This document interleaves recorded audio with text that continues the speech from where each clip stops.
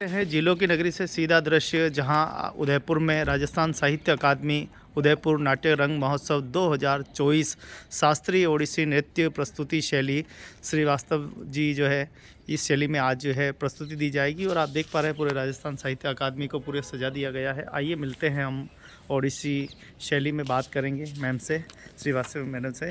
जी madam, किस तरीके का कार्यक्रम है, क्या कुछ ये उदयपुर नाट्य रंग महोत्सव है। जैसा कि हमने पहले भी कहा था कि रंग मतलब इसमें डिफरेंट जो हमारे जो परफॉर्मिंग आर्ट्स के डिफरेंट फील्ड है, ब्रांचेज हैं, उसमें से सब सारी चीज़ों को इंक्लूड किया गया है।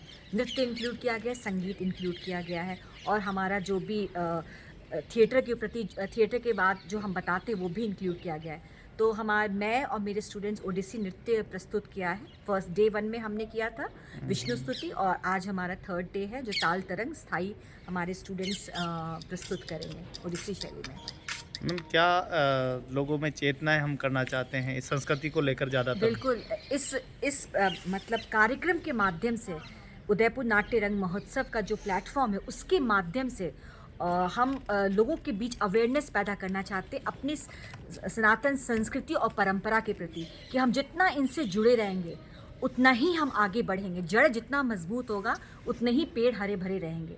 तो इससे हम मेंटल अवेयरनेस भी, मेंटल जो वेल बीइंग है, जो हमारा जो टेंशन है, स्ट्रेस है, एक लाइफ स्किल है, जीने का तरीका ये हमें सिखाता है।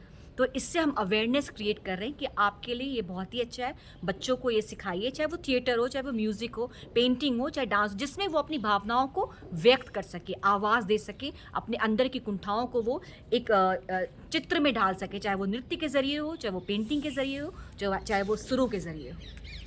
शायद भारत एक ऐसा देश है जहाँ कई प्रकार की हजारों शैलियाँ हैं। जी क्या इस शैली में भी आने वाले समय में विद्यार्थियों को क्या रोजगार के बिल्कुल अवसर? बिल्कुल मतलब मैं आपको बताऊं कि अभी जो मुहिम चलाया था, बीच में तो बिल्कुल ग्राफ डाउन हो गया था, लोग नहीं सीखना चाह रहे थे, अपॉर्चुनिटीज़ नहीं थी।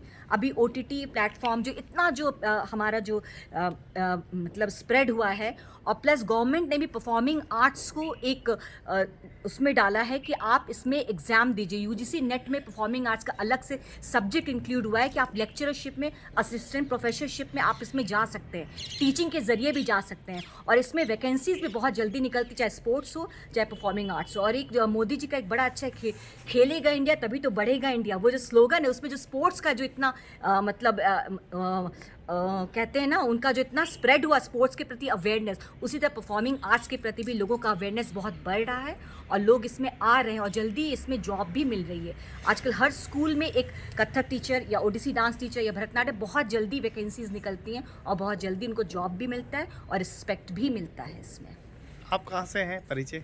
एक्चुअली मैं तो ऐसे पटना बिहार से बिलोंग करती हूँ, लेकिन मेरे हस्बैंड आर्मी में, और बस हम यहाँ आए और यहाँ बस गए। एकलिंग जी ने हमें थोड़ी सी जगह दे दी अपने यहाँ पे, और उन्होंने हमें अपना लिया, तो हमने भी सोचा चलो पूरे तन मन से एकलिंग जी की सेवा करें और उनके भक्तों की सेवा करें, उनको रास्ता दिखाएं। ओडिसी नृत्य कथक में आता है ना? नहीं, ओडिसी नृत्य उड़ीसा का नृत्य है। अच्छा, जगन्नाथ को समर्पित है ये नृत्य। जगन्नाथपुरी है ना, महादेव जगन्नाथ जी। जो हमारे चारों धाम में एक जगन्नाथपुरी धाम है, उसमें ये नृत्य समर्पित है उनको, उनके चरण कमलों से निकला है। वो उनको खुश करने के लिए ओडिसी नृत्य हुआ करता था, उनको सुलाने के लिए, उनको खिलाने के लिए, उनको मतलब जिसमें वो प्रफुल्लित रहे, वो खुश रहे, क्योंकि लाइफ गॉड है ना। कहते हैं कृष्ण जब गए द्वारका, जब हुए समुद्र में, तो उनका जो दिल था वो जगन्नाथ में रखा गया, तो वो धड़कता है, तो वो लाइफ गॉड है, वो सब कुछ देख रहा है। तो उनको खुश करने के लिए कि आप खुश रहें, तो ओडिसी नृत्य को ये करती थी नृत्यांगनाएं, देवदासियाँ कहते थे उनको। आप बताइए, आपने भी, नाम क्या है?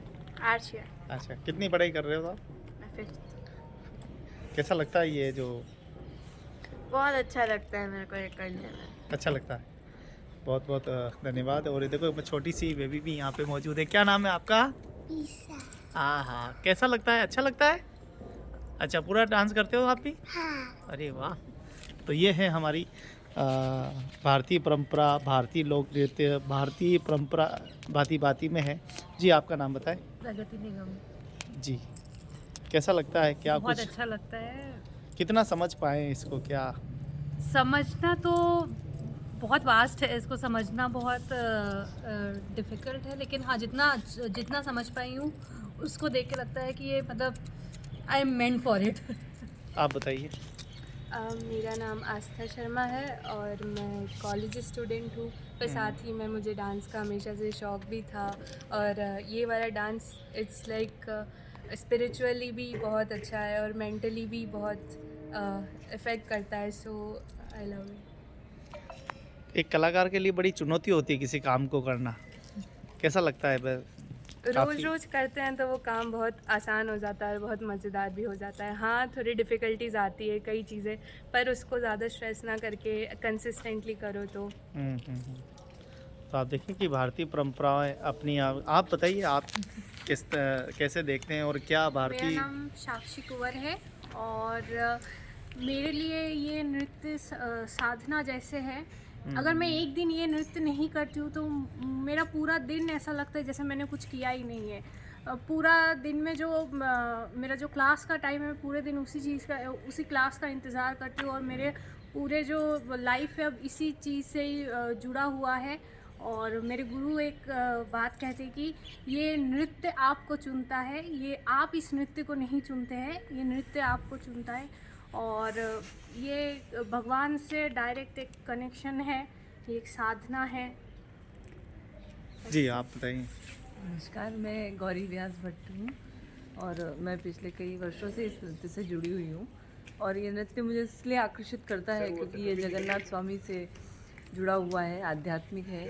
और इसको करने से जैसे कि कहा गया है कि मेंटल पीस भी मिलता है और आपको बहुत जीवन को जीने की कला आ जाती है।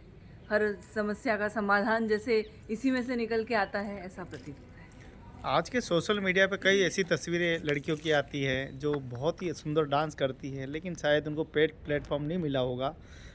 आप सोशल मीडिया पे जब देखते हैं ऐसी लड़कियों को जो डांस करती है, उनको शायद उनको अच्छा रास्ता मिल जाए, तो कैसा लगता है भारतीय की संस्कृति में वृद्धि कर हो सकती है?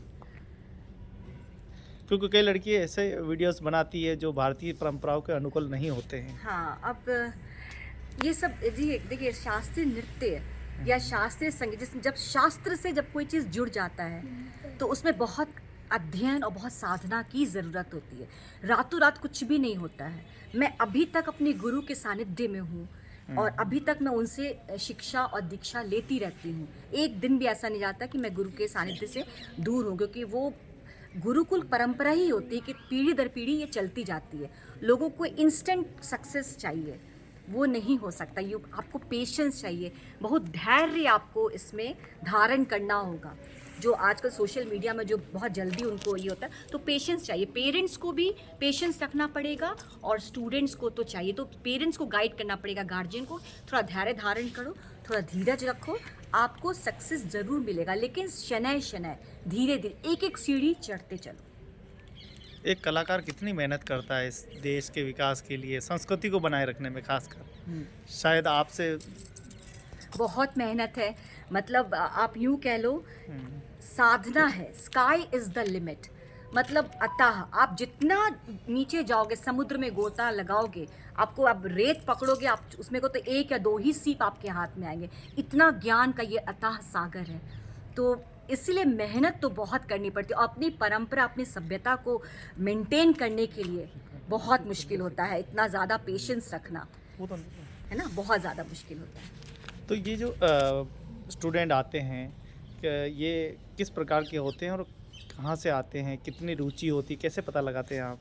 हर तरह के स्टूडेंट्स आते हैं मेरे यहाँ। अब जैसे ये डॉक्टर है, गीतांजलि में डेंटल कर रही है। अच्छा। ये सॉफ्टवेयर इंजीनियर हैं। ये अपनी बेटी को लेकर आई लेकिन खुद भी इसमें रम गई, है ना। और ये जो है, ये भी MCA की हुई है, गौरी जी जो है ना।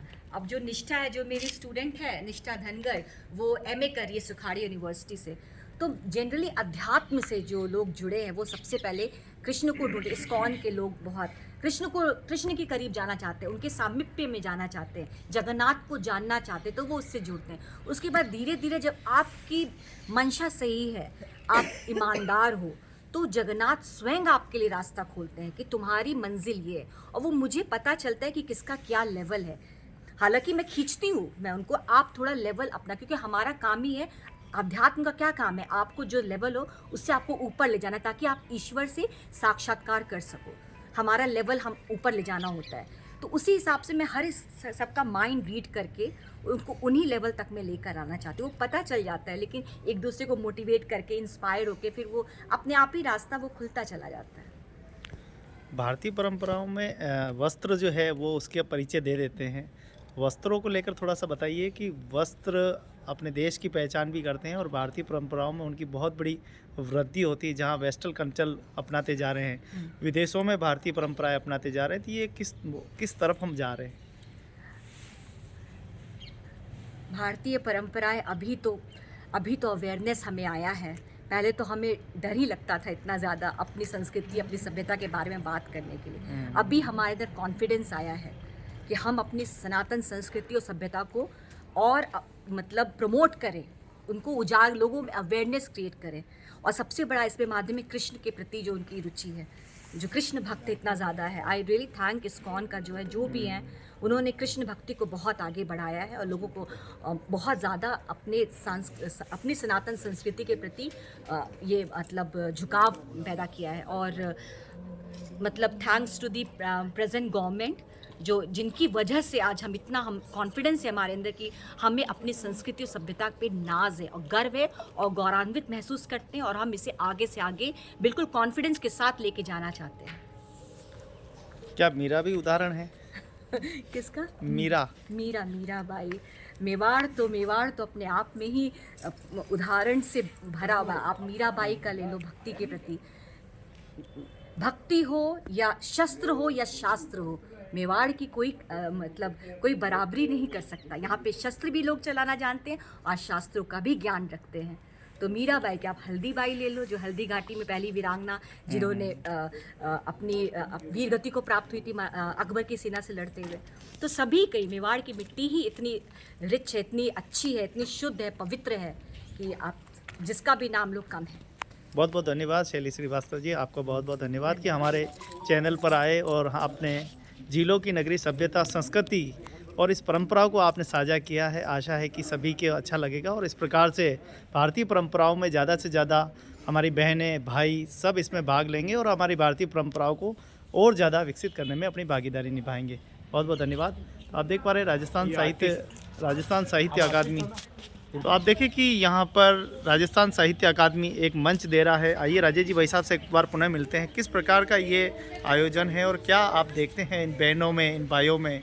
ये सब कलाकार जो हैं अपने बहुत ही उच्च स्तर की तैयारी करते हैं और साथ ही इनके जो गुरुजी होते हैं, इनके जो टीचर होते हैं, उनसे काफ़ी सीखते हैं और घंटों प्रैक्टिस करने के पश्चात ये अपनी प्रस्तुति करते हैं। और फिर ये प्रस्तुति करने के बाद इनका जो हौसला अफजाई होता है उससे इनकी बहुत हौसला बढ़ता है और साथ ही इनको आगे के स्टेप सीखने को मिलते हैं। और आगे जितने भी ये नृत्य सीखते हैं या जो भी कलाकार जो अपने कला के माध्यम से मंच पे आते हैं, साथ ही वो अपने को एक इस्टेब्लिश करने के लिए कहते हैं और इसके रोज़गार के अवसर भी इसमें प्राप्त होते रहते हैं। साथ ही हमारे देश में जो शास्त्र हैं, जो शास्त्र नाट्य विद्या है, उसके माध्यम से वो कई चीज़ें सीखते हैं और समाज को एक नई दिशा प्रदान करते हैं और वो देश को आगे बढ़ाने के लिए काम करने में सक्षम होते हैं। बहुत बहुत धन्यवाद राजेश भाई साहब। और आप देखिए कि राजस्थान साहित्य अकादमी कलाकारों को एक मंच प्रदान करने के लिए और भारतीय परंपराओं को आगे बढ़ाने के लिए इस प्रकार के शास्त्रीय ओडिसी नृत्य के बारे में आपने बहुत ही गहराई से जानकारी ली है। आप सभी से निवेदन है कि वीडियो अगर अच्छा लगा हो तो अपने परिवार को भेजिए और अपने परिवार में उभरते हुए कलाकारों को आगे लाइए और उन्हें भी अच्छा एक प्लेटफॉर्म देकर एक सशक्त, उन्नत देश बनाने में सहभागिता निभाएं। भारतीय परंपराओं को बचाने के लिए हम सब मिलकर एक पहल करें। बहुत बहुत धन्यवाद।